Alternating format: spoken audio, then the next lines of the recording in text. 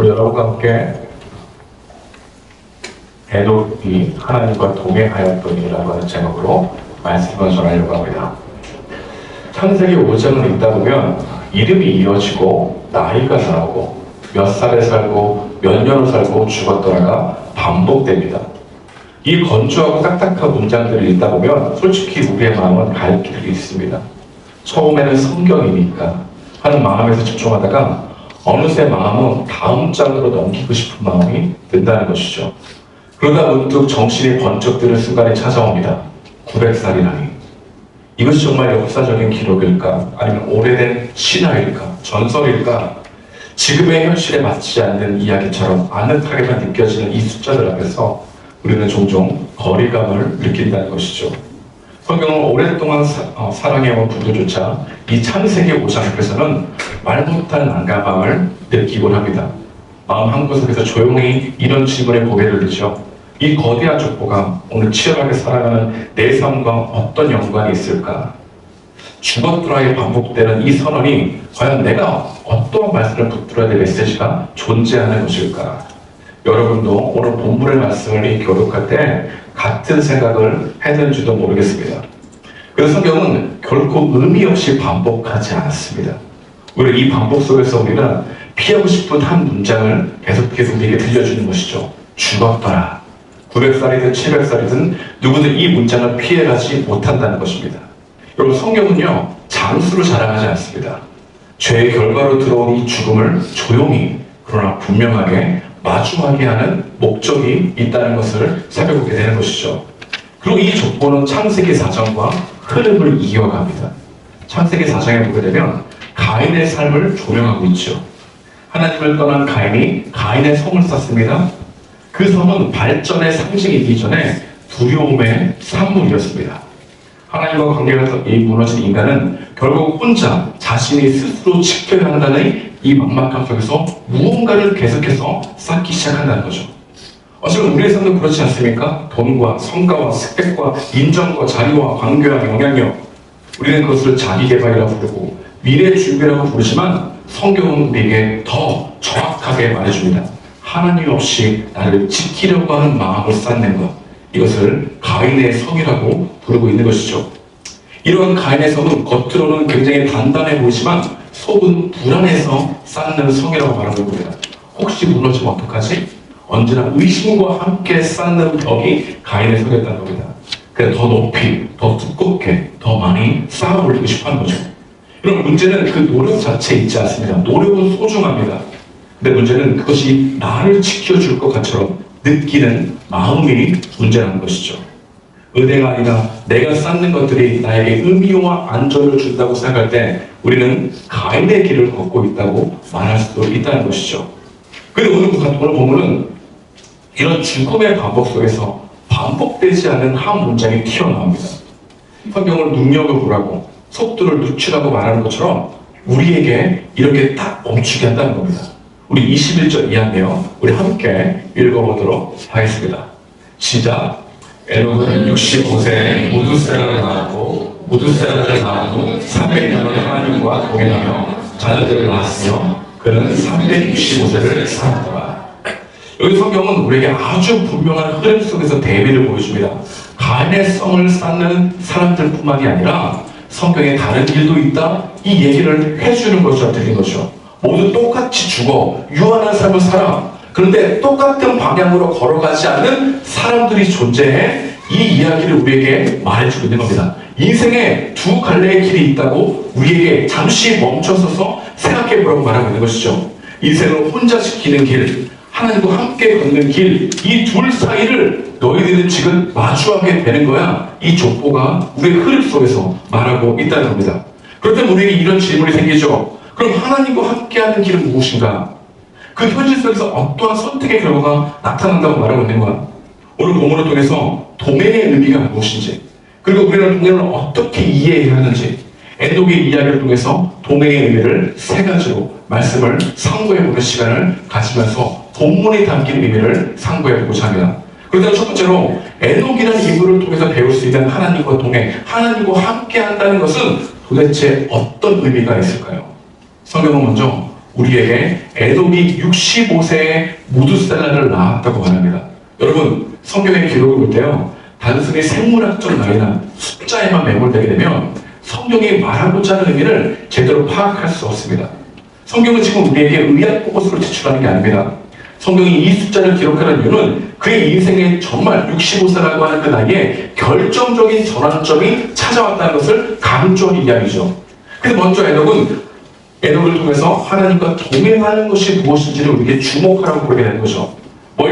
먼저 알려주는 게 무엇입니까? 에녹이 65세에 낳았다라고 하는 것과 65세부터 하나님과 300년을 동행했다라는 이야기를 말해주고 있는 것이죠.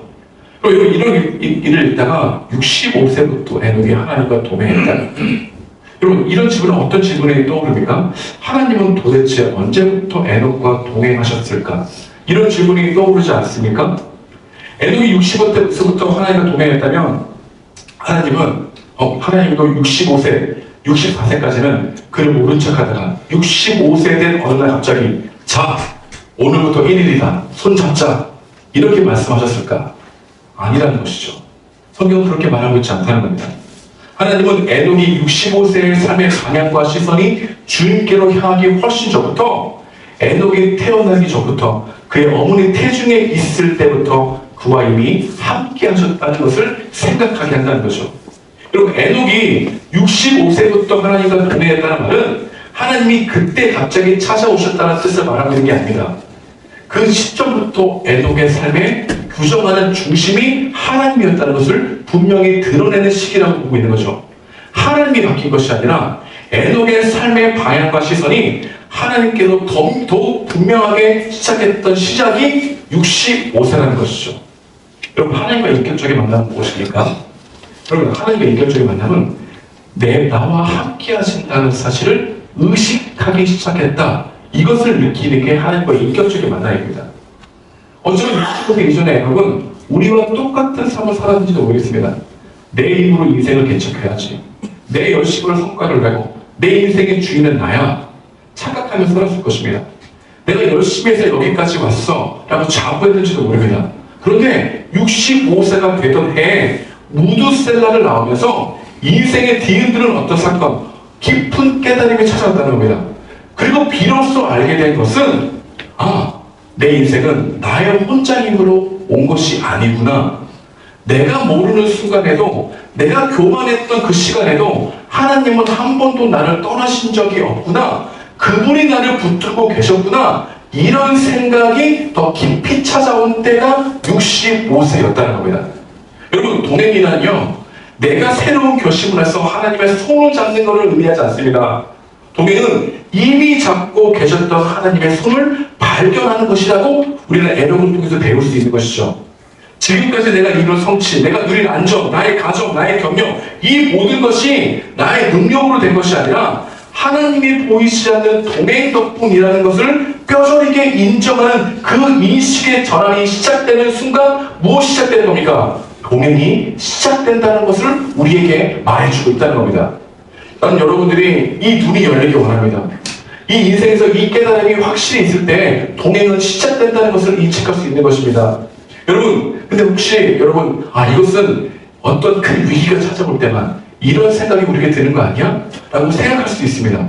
하지만 여러분 인생을 뒤돌아보십시오. 꼭 그렇게 생각할 필요가 없어요. 지극히 평범한 일상 속에서도 우리의 마음을 뒤흔드는 순간들이 찾아온다는 겁니다.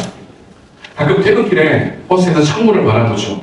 그래서 뚝 지나간 날을 회상하기 시작합니다. 여러분, 그때 우리는 치열하게 나의 노력을 이루는 속지가 주마등처럼 스쳐 지나갑니다. 그런데 그 모든 생각을 생각하는 과정 가운데 설명할 수 없는 빈틈이 보이기 시작해요. 그때 그 일이 이렇게 잘 풀려게 되면 어떻게 된 거지? 누가 나를 막아준 거 아니야? 내가 정말 그때 위험한 선택을 할 수 있었을 텐데 내가 어떻게 여기까지 올 수 있었던 거지? 내 실력으로 여기까지 올 수 없었다는 것을 뼈저리게 느끼는 거지, 마음속에서.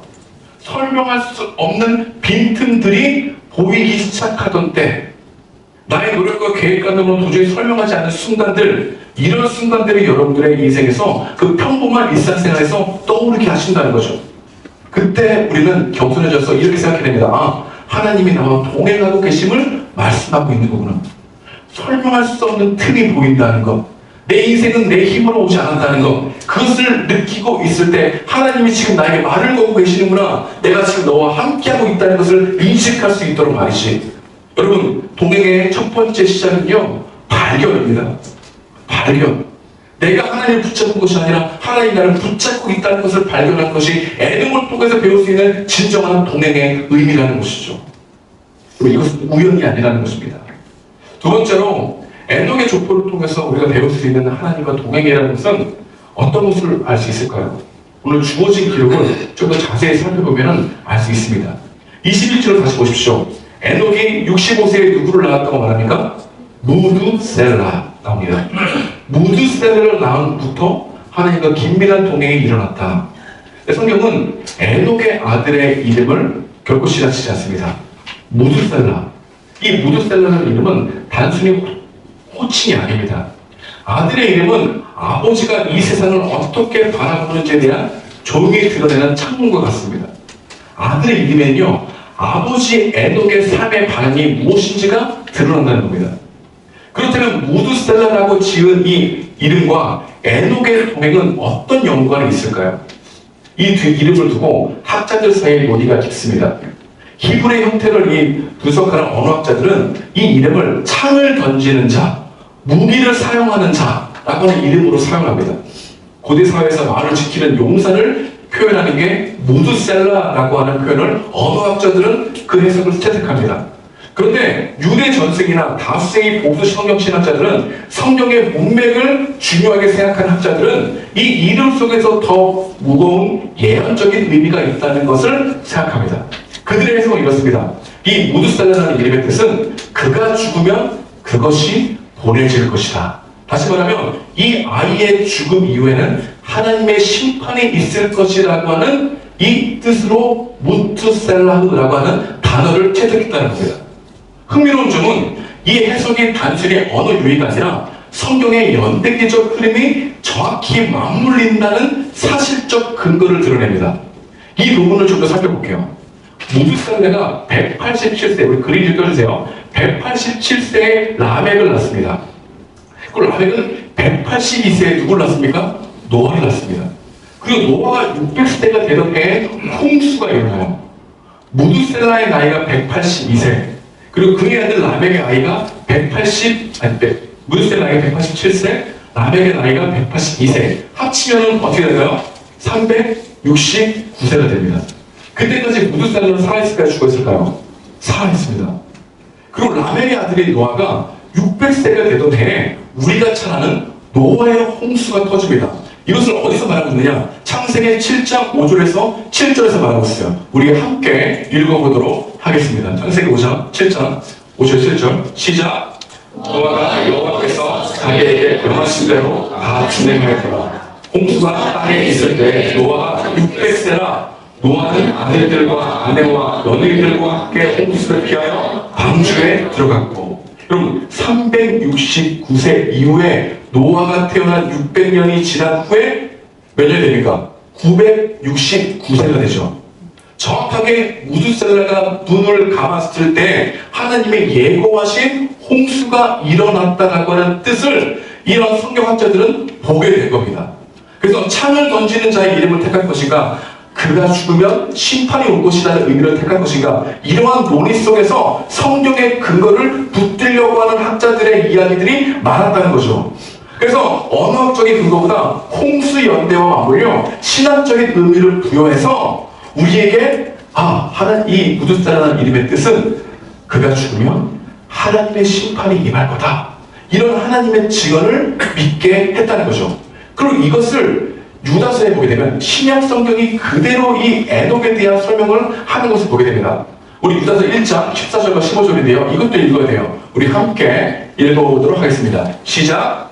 아담의 실태에서 에녹이 이 사람들에 대해서도 예언하는데 보라, 주께서 그 수많은 거룩한 자와 함께 임하셨나니 이는 무사람을 심판하사 모든 경건하지 않는 자가 경건하지 않게 행한 모든 경건하지 않는 일과 또 경건하지 않는 죄인들이 주를 거슬러 한 모든 완악한 말로 말미암아 그들을 정죄하려 하심이라 하였느니라. 이런 놀라운 것은요, 신약 성경에서 에녹을 기억하는 방식이 무엇이냐는 겁니다. 그를 하나님과 동행하는 사람으로 기억하기 전에 심판을 예언하는 사람이라고 기억하고 있다는 거죠. 이런 맥락 속에서 에녹이 무두살을 낳았을 이 65세에 하나님의 말씀이 그를 뒤흔들었을 가능성이 매우 크다는 해석을 우리가 받아들일 수 있다는 겁니다. 이때부터 에녹의 삶은 다르게 살기 시작했다는 거죠. 에녹은 언제 심판이 올지를 모릅니다. 때에 대해서는 오직 하나님을 알고 있기 때문이죠. 근데 반드시 결산의 시간이 온다. 그래서 그의 결산의 시간이 온다는 그 말씀이 나의 지금에 살아가는 삶의 태도와 자세를 뒤흔들었다는 거죠. 하나님의 시간을 기억하고 다가올 마지막을 상기하며 살았던 에녹의 동행, 이것을 우리에게 보여주고 있다는 겁니다. 여러분, 가인의 후예들은요, 가인의 성, 자신의 성을 쌓습니다. 자신의 성을 쌓는 것이 영원할 것이라고 믿고 욕망에 따라 살아가죠. 그런데 에녹은 끝을 알고 있기 때문에 함부로 살아갈 수 없었다는 인식이 65세부터 시작했다는 겁니다. 그래서 여러분, 에녹의 동행의 의미는요, 끝을 알고 하나님의 심판이 있다는 걸 알고 하나님 앞에서 살아가려고 하는 마음, 이 마음을 가지고 붙들고 살아갔다는 것이 동행의 의미라는 것을 우리에게 말해주고 있다는 겁니다. 여러분, 이런 에녹의 동행을 통해서 우리가 이해해야 될 것은요, 하나님과 동행한다는 건요, 그냥 24시간 성경책을 펴놓고 산속에 들어가 기도만 하는 것이 아닙니다. 끝이 있음을 기억하고 오늘 내 앞에 주어진 삶을 하나님 앞에서, 코람데오라고 말하죠. 하나님 앞에서 정직하게 살아가는 태도, 이게 동행하는 삶의 모습이라는 것을 보여주는 거죠. 직장에서 아무도 보이지 않는 순간을 생각해 보십시오. 적당히 요령을 피우고 부정한 방법을 이득에 취득하려고 했을 때 동행하는 사람들은 멈춥니다. CCTV가 무서워서가 아니에요. 내 곁에 계신 하나님의 시선이 느껴지기 때문인 겁니다. 사람을 대하는 태도에서도 마찬가지죠. 감정이 폭발하려고 하는 이 마음 가운데 딱 멈춥니다. 아, 내 감정도 이 사람도 영원하지 않은 하나님이 지금 이 식탁에 함께 있지. 그 인식이 우리가 죄를 짓는 것에서 잠시 멈추게 한다는 것입니다.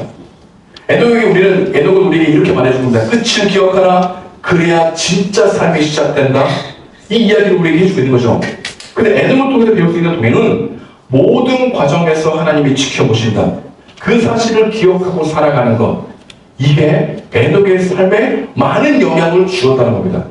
그리고 이러한 에녹의 동행을 기억하고 있는 이 히브리서 기자는 11장 5절에서 히브리서 11장 5절에서 이렇게 에녹을 평가하죠. 우리 함께 읽어보겠습니다. 시작.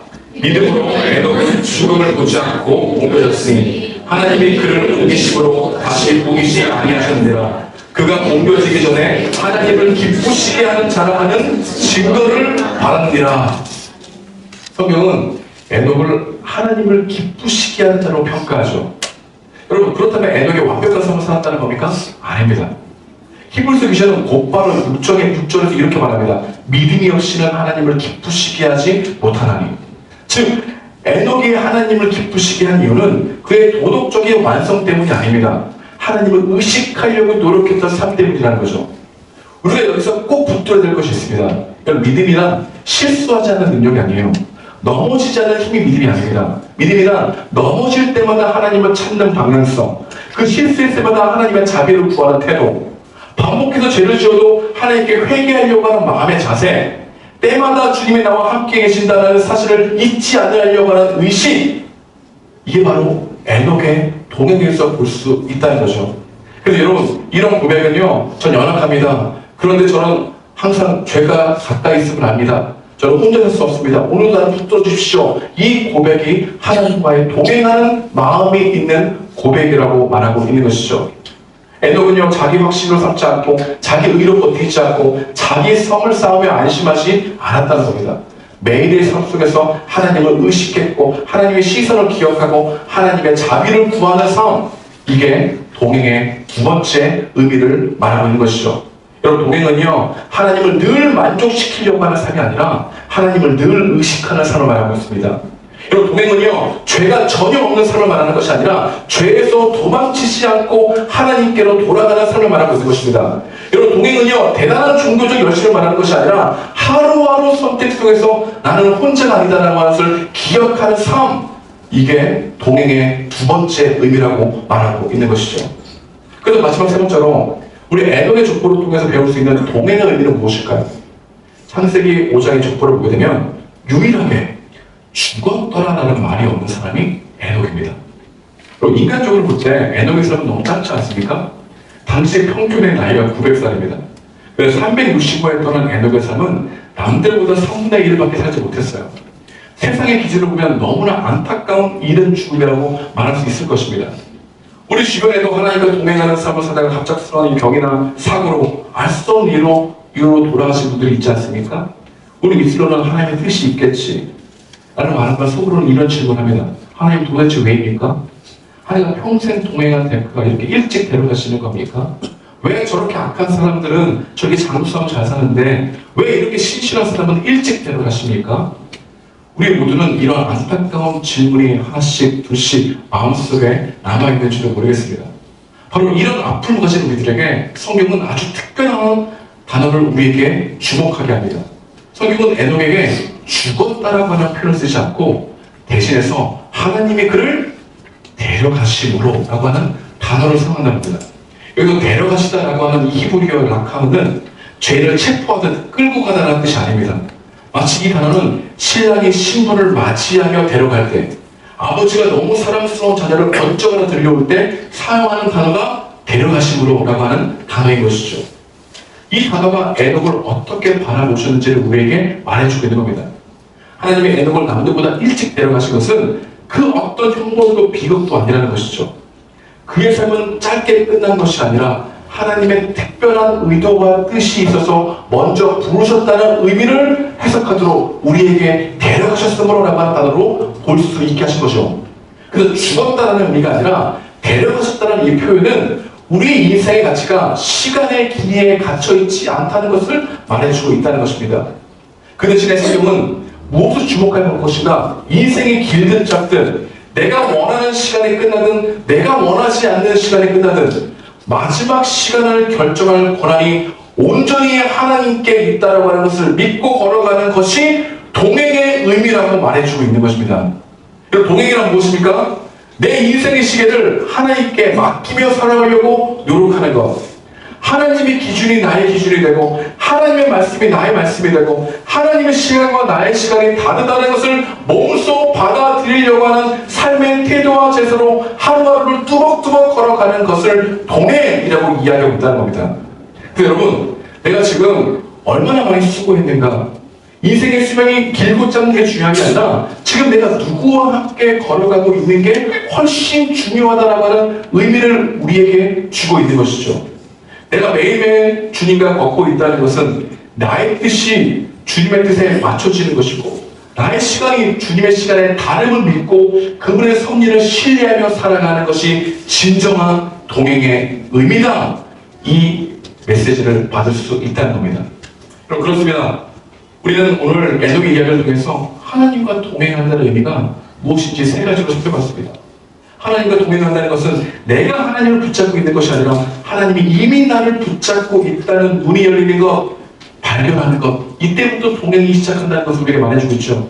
여러분, 하나님과 동행한다는 것은 막연한 신앙 감정이 아니라 끝이 있음을 기억하고 오늘을 하나님 앞에서 살아가려고 하는 삶의 태도와 자세, 이게 동행의 의미라고 말하고 있는 것이죠.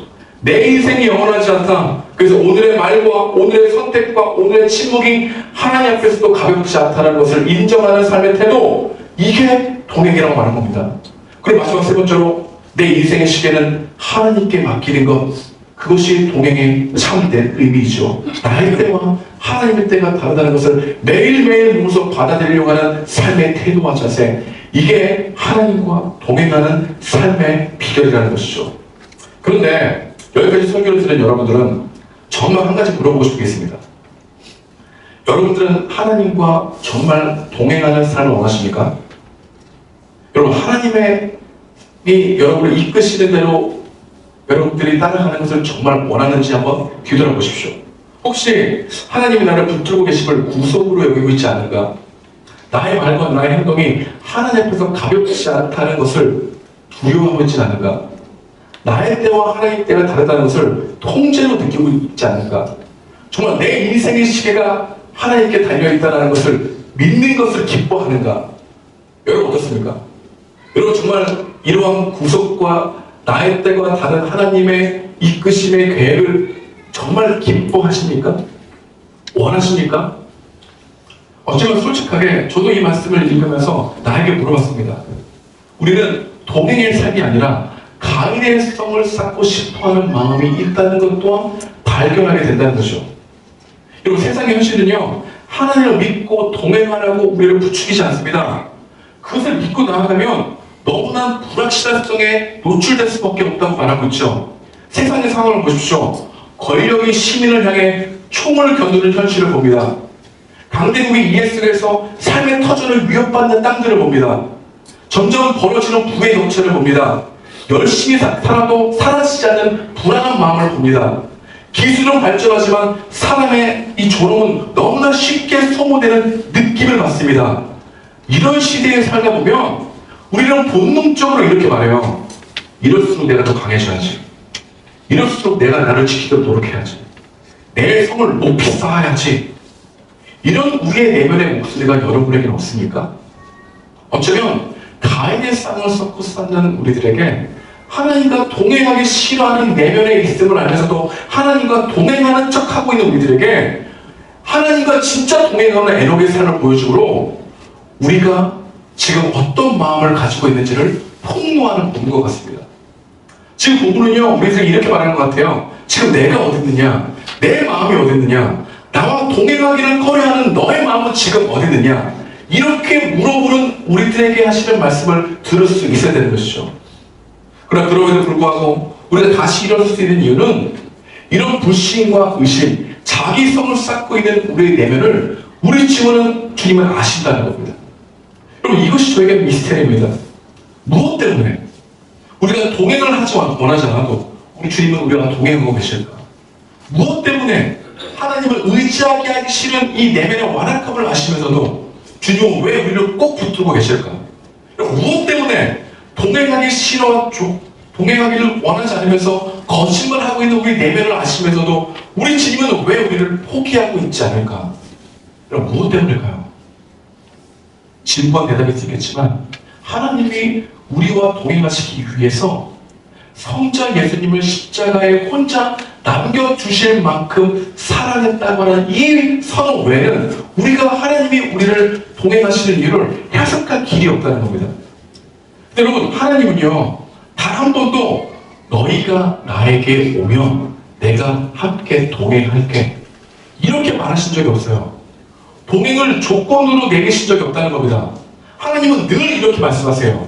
내가 너희에게로 가겠다. 내가 너희와 함께 하겠다. 우리는 이것을 어떻게 알겠습니까? 딱 한 가지밖에 알 수 있는 게 없어요. 예수 그리스도.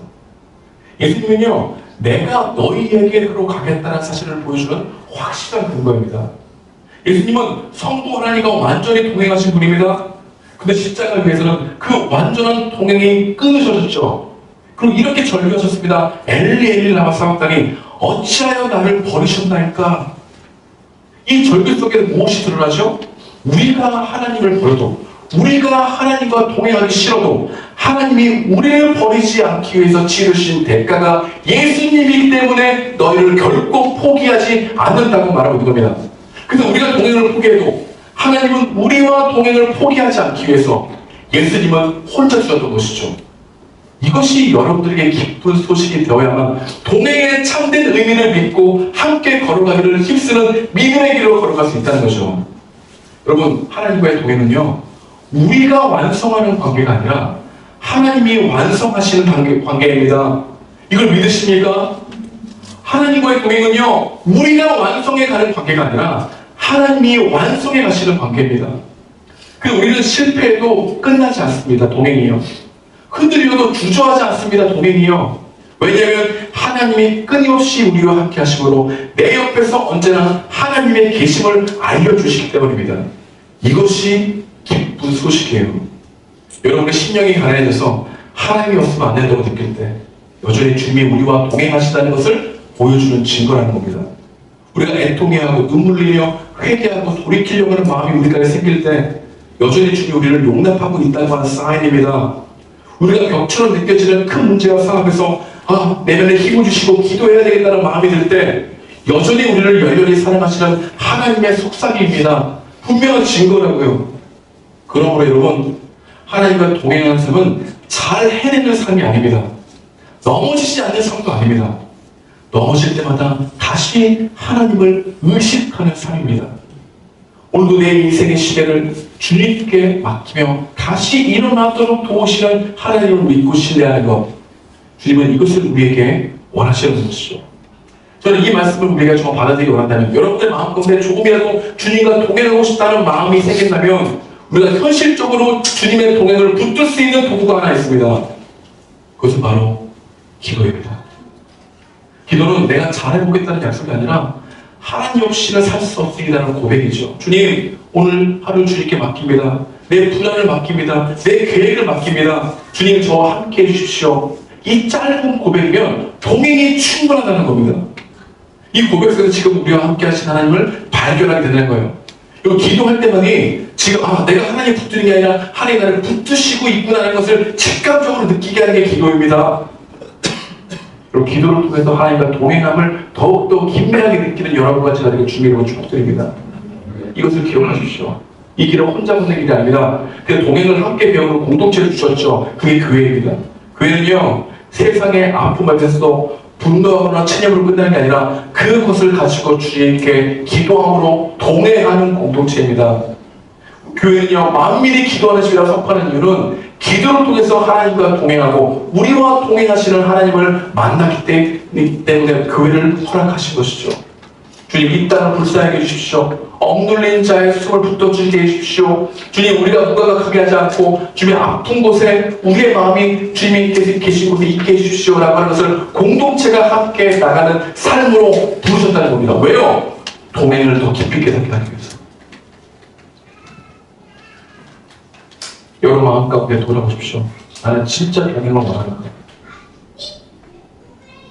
내 몸에는 공명을 원하지 않을 수 있다는 겁니다.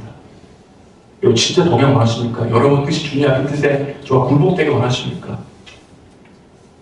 근데 그 불완전함, 주님 육신은 원하지만 내 진짜 마음 가운데서는 마음은 원하지만 육신이 너무 약합니다 라는 고백들이 있을 때 그것을 그대로 갖고 나가는 것, 그게 우리 주님이 바라시는 상한 신앙일 수 있습니다. 내 마음이 어디 있느냐. 우리 지금 이 시리즈로 3주를 살펴보는데 동일하게 우리에게 말씀하십니다. 내 마음이 지금 어디 있느냐. 동일하게 신하는 너의 마음을 어디 있느냐. 여기서 부르시면서 우리를 초청하고 계시는 하나님의 열렬한 사랑을 느끼며 묵상하는 여러분과 제가 되게 주님의 이름으로 축복드립니다.